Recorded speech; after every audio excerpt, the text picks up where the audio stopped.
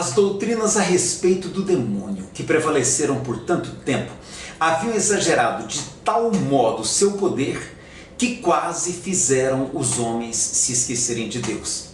Essa afirmação vem logo no início do item 2 do capítulo 10 do livro O Céu e o Inferno, depois de Kardec fazer uma breve introdução a essa questão no item 1, explicando como as mentiras a respeito do espiritismo se espalhavam na sociedade da sua época, associando os fenômenos espíritas a manifestações demoníacas. Aliás, como sempre ocorreu na história da Igreja Católica.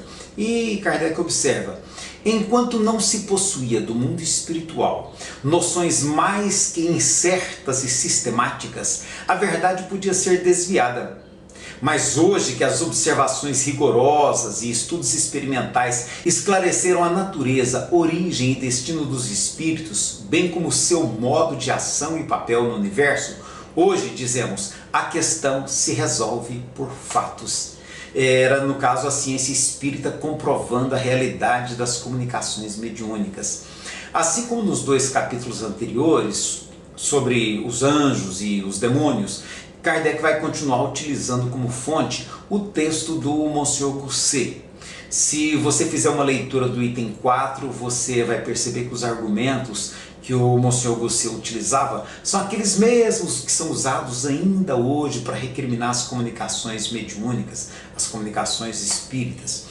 A lógica é essa: como Deus proíbe que se comunique com os mortos, então tudo que de extraordinário e indiscutível se verifica nas manifestações, como por exemplo, assinaturas semelhantes à assinatura da pessoa quando ela era viva, ou então mensagens que trazem informações pessoais tão claras que só a pessoa conhecia. Então tudo isso é atribuído a artimanhas de Satanás para enganar as pessoas que lhe dão atenção. É uma explicação de uma simplicidade fenomenal. E há nesse item um detalhe interessante: Monsieur Gosset acusa o espiritismo de favorecer o socialismo, dizendo que, se suas sugestões pudessem prevalecer, formaria uma religião cômoda para uso do socialismo e de todos aqueles que se sentem incomodados com a noção de dever e da consciência. E realmente, por mais de uma vez, o espiritismo foi acusado de defender o socialismo e o comunismo. Kardec teve que responder essas acusações em algumas circunstâncias.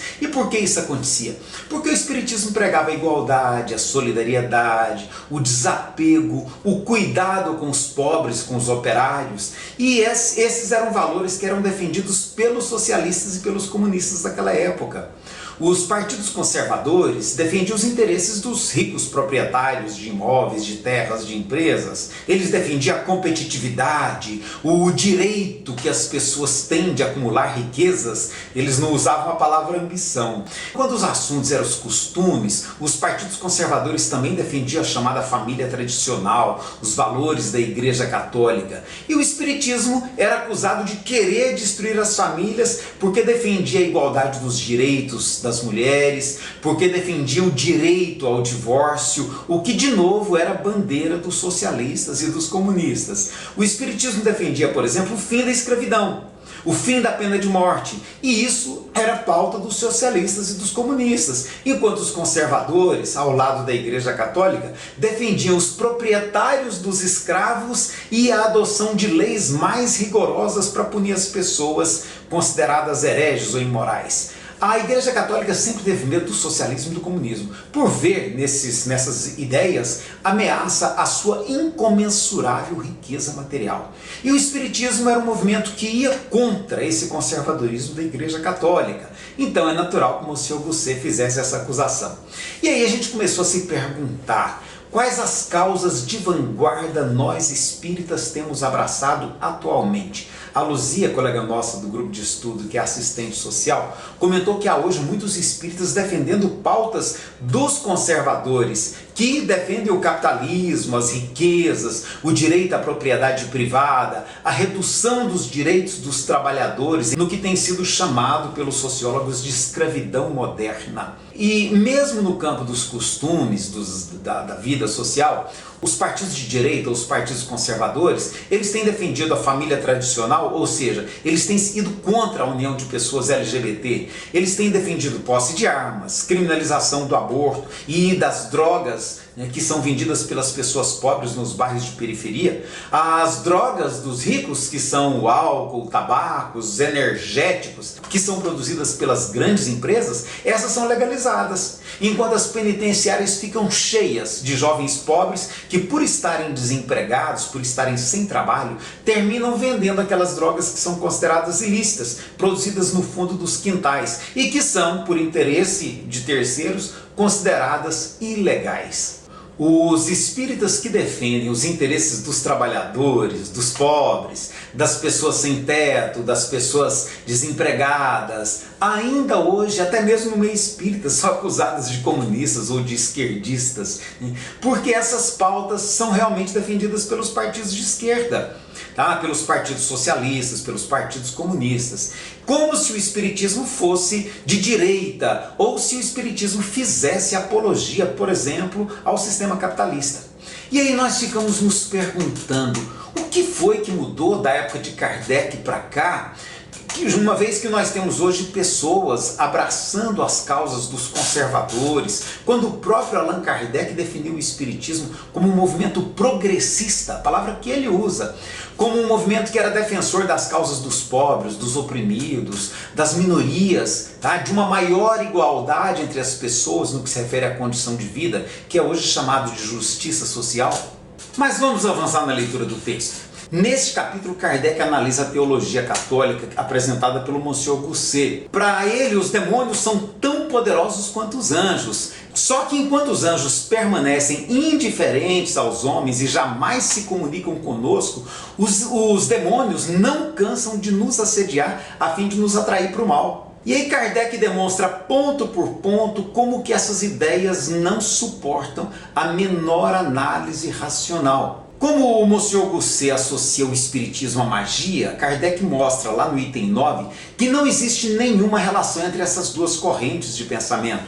Como não se sabia nada antigamente sobre a natureza dos espíritos, as pessoas tomavam aqueles fenômenos da magia por sobrenaturais. Aí Kardec diz: hoje sabe-se que os espíritos são as almas dos homens. São chamados apenas para que os bons deem conselhos, para moralizar os imperfeitos e para continuar as relações com aqueles que nos são queridos. Eis o que diz o Espiritismo sobre o assunto. E aí surgiu outra discussão também muito interessante, porque os espíritas são tão impressionáveis com relação a mensagens vindas dos espíritos, se os espíritos mais não são do que pessoas sem o seu corpo material, como dizia o próprio Kardec? Só porque morreram eles passaram a ser donos da verdade? Ou os espíritos que escrevem também falam do que eles acreditam, sobre o que eles pensavam quando ainda estavam encarnados? Espírito, por acaso, tem opinião própria? Kardec comenta que mesmo entre os espíritos há diferenças de opiniões. Há assuntos em torno dos quais, mesmo entre eles, não existe um consenso. E aí a gente pergunta, por exemplo, o fato de Emmanuel ter sido padre, de André Luiz ter sido médico, de Humberto de Campos ter sido político e escritor, interfere no modo como eles pensam e escrevem nos seus livros? E Joana de Ângeles, que era freira, Manuel Filomeno de Miranda, que era escritor espírita e um experiente colaborador nas atividades de desobsessão. É possível a gente perceber nos seus textos traços dessa experiência que eles tiveram quando em vida? Por outro lado, justifica o endeusamento que se observa no meio espírita em relação a médiuns e em relação a espíritos que escrevem livros? Mas vamos prosseguir. Kardec vai listar então, no item 10 em diante, as condições em que é possível estabelecer diálogo produtivo entre os dois mundos, o material e o espiritual, utilizando para isso algumas recomendações que estão contidas lá no livro dos médiuns, que eu imagino que você já conhece. Dentre as inúmeras recomendações que Kardec apresenta, há uma observação que é muito pertinente para a nossa discussão de hoje, de que os espíritos não podem conduzir pesquisas científicas e descobertas. Ou seja, Kardec está dizendo que ciência não é atribuição dos espíritos. Por quê? Porque ciência se constitui em uma atividade humana. Mesmo aquilo que Kardec chamava de ciência espírita é na realidade uma atividade dos seres humanos encarnados. Algumas pessoas acham que livros de André Luiz ou de Joana de Ângeles, por exemplo, são livros científicos, só porque eles abordam questões como medicina, física ou psicologia relacionando ao espiritismo. E não é por aí. O simples fato de um espírito ou um autor encarnado utilizar termos científicos, será que isso faz desse livro um livro científico? Claro que não. Isso é escrever sobre espiritismo relacionando espiritismo com as questões da ciência do nosso tempo. É só isso, não tem nada mais que isso. Estudos científicos são conduzidos mediante metodologia específica, procedimentos rigorosos, passíveis de serem controlados, passíveis de ser avaliados inclusive por outros pesquisadores. Nós já tivemos muitos pesquisadores espíritas no passado, como Gabriel Delany, como Alexandre Aksakoff, como o Ernest Bozano, o Charles Richer. E mesmo hoje nós temos uma grande comunidade de pesquisadores espíritas, mesmo aqui no Brasil, atuando nas mais diversas áreas. Kardec comenta que os espíritos podem até estimular os pesquisadores, os encarnados no caso, na direção de algum conhecimento que eles julguem importantes para a sociedade, para a humanidade. Aliás, foi isso que fizeram com ele próprio, Allan Kardec. Mas eles não realizam e nem tem como realizar pesquisas científicas. Até porque o campo de observação da ciência, mesmo em se tratando da fenomenologia espírita, é próprio do mundo material, tá? Com métodos e objetivos específicos de exame aqui no mundo da matéria. Nós não vamos comentar aqui todas as recomendações que Kardec transporta do Livro dos Médiuns para o livro Céu e Inferno. Fica para você a tarefa de ler todo o item 10, onde ele faz essas recomendações. Mas cabe um alerta quanto aos termos fluidos e magnetismo, que na época estavam sendo objeto de muita atenção por parte dos pesquisadores. Kardec, o que ele está dizendo em palavras de hoje, é que o espiritismo descortina a existência de formas de energia, seria mais adequado, nem sempre são fluidos propriamente, nem mesmo fluidos espirituais em alguns casos, que ainda não são desconhecidos. Essas formas de energia, que na época eram chamadas de magnetismo, são estudadas atualmente sob diversas denominações, como telepatia, telecinesia, hipnose, indução mental, entre outros termos que são usados na ciência de hoje. Mesmo esses estudos não tendo sido ainda hoje objeto de consenso científico. Pesquisas nessas áreas, inclusive, são muito raras, porque não são áreas que prometem lucro. E na nossa sociedade capitalista, você sabe, né? Tudo que aquilo que não promete lucro, e lucro grande, não recebe investimento. É a lógica na qual funciona o nosso sistema atual. Kardec faz questão de ressaltar que o espiritismo nada tem a ver com a magia ou com a prática de encomendar trabalhos aos espíritos. Ele usa a expressão dar ordens aos espíritos. Naquela época já eram conhecidas as práticas que envolviam pactos com os espíritos visando determinadas ações, como se observa mesmo hoje em outras tradições espirituais. Nada, diz ele, né? Nada de espíritos que cumprem ordens dos homens, nem um meio para constranger os espíritos. É assim que ele procura então diferenciar o espiritismo das religiões que ele considerava na época como mágicas, afirmando o espiritismo mais como um movimento filosófico científico, de conteúdo naturalmente religioso, que a gente compreende da leitura de Kardec. E é até mesmo engraçada a referência que ele faz ao fato do Monsieur Gosset atribuir as curas espíritas que eram realizadas ao diabo. Ele diz assim, olha, poucas pessoas estarão dispostas a renunciar a essas curas com medo de serem curadas pelo diabo, principalmente depois de terem esgotado todos os outros meios. Ao contrário, muitos dirão que se o diabo os curou, então ele fez uma boa ação. De fato, ainda hoje há muitas pessoas que buscam curas espíritas depois de terem se cansado de andar de médico em médico. Essa é a realidade. No item 13, Kardec fornece aos leitores um parâmetro para a gente analisar as mensagens que são recebidas. Ele diz assim, olha, reconhece-se a qualidade dos espíritos pela linguagem. A dos espíritos verdadeiramente bons e superiores é sempre digna, nobre, lógica, sem contradições. Respira sabedoria e benevolência, modéstia e a mais pura moral. É conciso, não usa palavras inúteis. Há outros parâmetros no livro dos médiuns que é sempre bom a gente considerar quando a gente tem em mãos comunicações do mundo espiritual. Se a gente submetesse todas as mensagens mediúnicas que aparecem hoje nas redes sociais a esse critério que Kardec propõe, vou dizer a você, viu, sobrariam poucas cujo conteúdo a gente poderia aproveitar. E infelizmente havia no tempo de Kardec, como há ainda hoje, ele diz isso no item 15, pessoas que abusam dos ditados mediúnicos, que deturpam seu objetivo providencial para submetê-lo ao seu interesse pessoal, que por ignorância, imprudência, orgulho ou cobiça se desviam dos verdadeiros princípios da doutrina. A esses Kardec observa, o verdadeiro espiritismo, ou espiritismo sério, não dá a sua aprovação. Os verdadeiros representantes do Espiritismo vêm abrir os olhos às pessoas, vêm curar os enfermos, consolar os aflitos, a exemplo de Jesus, que deixa a morada de seu Pai para nascer em um estábulo, a fim de transmitir seus ensinamentos aos homens. Kardec conclui no item 19 com uma reflexão muito interessante, na qual ele compara a mensagem espírita à mensagem de Jesus. Ele diz assim, olha, quem acreditaria que da miserável manjedoura de Belém sairia a palavra que deveria transformar o mundo? Sim, o Cristo é o Messias. Sim, sua palavra é a verdade. Sim, a religião fundada sobre esta palavra é inabalável, mas com a condição de segui-la e de praticar os sublimes ensinamentos, e não de fazer do Deus justo e bom que ele nos fez conhecer um Deus parcial, vingativo e sem piedade.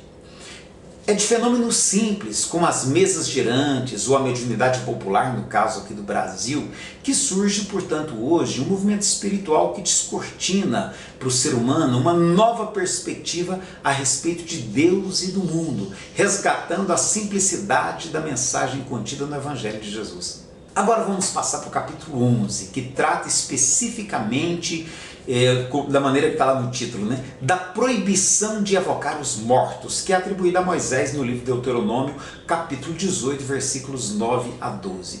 No nosso grupo nem todas as pessoas tinham lido a Bíblia nessa parte, né? Nessa que proíbe a evocação dos mortos. Então nós achamos por bem começando por ler o texto bíblico. E a Rafaela, que já foi evangélica, já abriu lá a Bíblia online no celular e foi direto a essa parte, né? Onde ela leu o seguinte: quando entrares na terra que o Senhor teu Deus te der, não aprenderás a fazer conforme as abominações daquelas nações. Entre ti não se achará quem faça passar pelo fogo o seu filho ou sua filha, nem adivinhador, nem prognosticador, nem agoureiro, nem feiticeiro, nem encantador, nem quem consulta um espírito adivinhador, nem mágico, nem quem consulte os mortos, pois todo aquele que faz tal coisa é abominação ao Senhor. E por estas abominações o Senhor teu Deus os lança fora de diante de ti. Eu sugiro que você leia o capítulo 18 do Deuteronômio lá na Bíblia mesmo, tá? Kardec critica o Monsieur Gosset por recortar apenas aquele trechinho que lhe interessa. Ele observa que não há no Evangelho nenhuma palavra sobre esse assunto, que é a proibição de se evocar os mortos. Essa proibição aparece tão somente no Velho Testamento e nesse trechinho pequeno que o Monsieur Gosset fundamenta para explicar toda essa proibição da Igreja Católica ao diálogo com os mortos. E aí Kardec pondera o seguinte: se a lei de Moisés deve ser tão rigorosamente observada neste ponto, deve ser igualmente em todos os outros. Por que seria boa no que diz respeito às evocações e ruim em outras partes? Porque aqueles que acusam o espiritismo de se comunicar com o demônio mantêm silêncio, por exemplo, sobre o início do capítulo, lá no versículo 1 e 2, né, em que se proíbe aos sacerdotes possuírem os bens da terra, de ter parte em heranças, porque, segundo lá o texto da Bíblia, o próprio Senhor é a sua herança, Então qual é a lógica de você atender uma parte do texto e não atender a outra? Você por acaso conhece algum sacerdote que leva essa proibição de ter bens a sério? Com certeza a gente encontra alguns sim, como por exemplo o pastor Henrique Vieira, o padre Júlio Lancelotti, mas esses, meu amigo, são exceção da exceção. E eles nem sequer fazem parte dos grupos dominantes das suas religiões. Kardec explica então que essa proibição de evocar os mortos ela tinha um sentido na época, mas hoje não existem mais aqueles motivos que a originaram. Ele diz, o legislador hebreu queria que seu povo rompesse com todos os costumes oriundos do Egito. Ele entende que as razões dessa proibição eram muito mais de natureza política do que de natureza religiosa.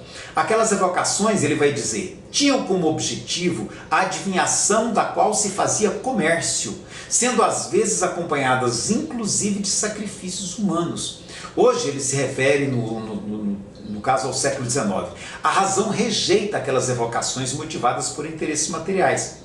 E ele diz, o Espiritismo veio para mostrar o objetivo exclusivamente moral, consolador e religioso das relações com além-túmulo.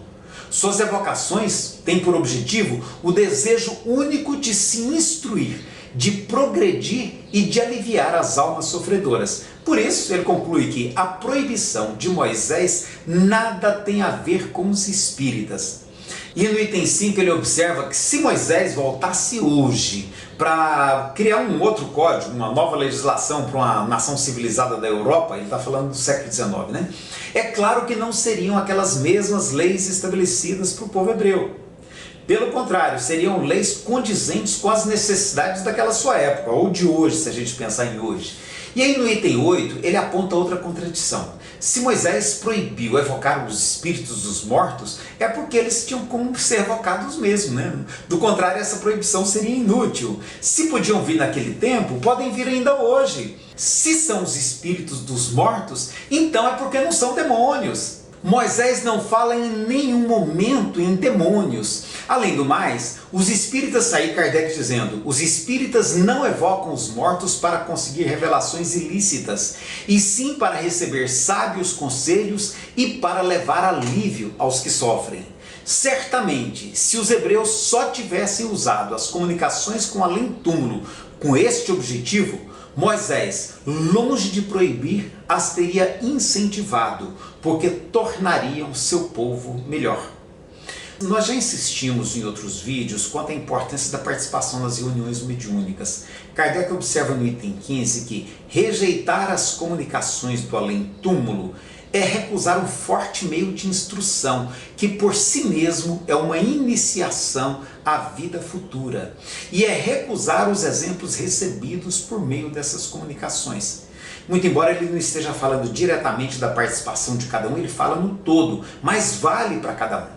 E aí hoje as instituições espíritas se tornaram muito restritivas à participação das pessoas nas atividades mediúnicas, acrescentando dificuldades e barreiras que não existem na obra de Kardec.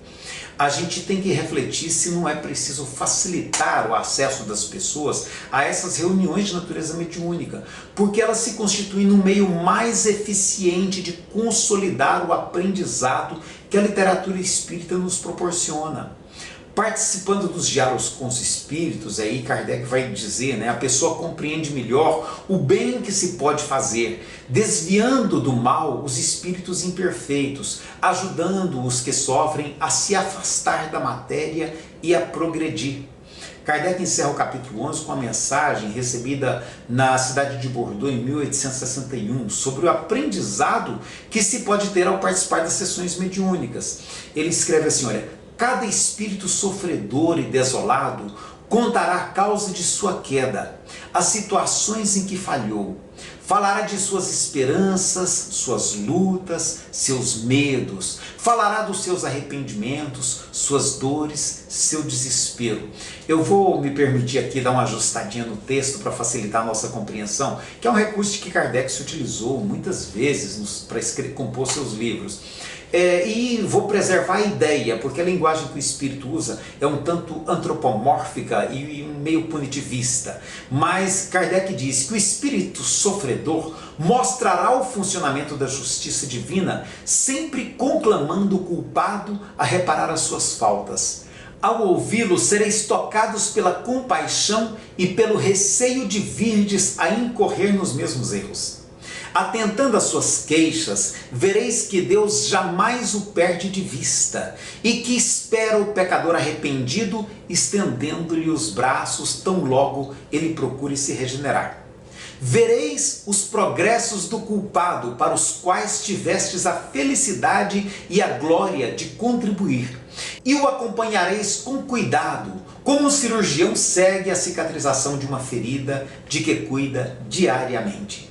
Se você ainda não participa ou ainda não participou de atividades mediúnicas, de sessões mediúnicas, eu aconselho a você entrar em contato com a direção da sua casa, com a coordenação e verificar o que você precisa fazer para ter direito a essa participação. E se você já conhece um pouco de espiritismo, está mais do que na hora de você adentrar um pouco por esse terreno, ainda que seja em caráter apenas de observação e por um tempo limitado, para você compreender essa dinâmica espiritual, porque no próximo capítulo, inclusive, Kardec vai apresentar uma coleção de casos, mais de uma centena de casos que ele selecionou para nos dar essa visão de mundo espiritual de que ele trata no livro Céu e Inferno. E nós vamos ter muita alegria de ter você conosco no próximo estudo. Muito obrigado por ter estado conosco neste. Muita paz, Deus abençoe a todos nós.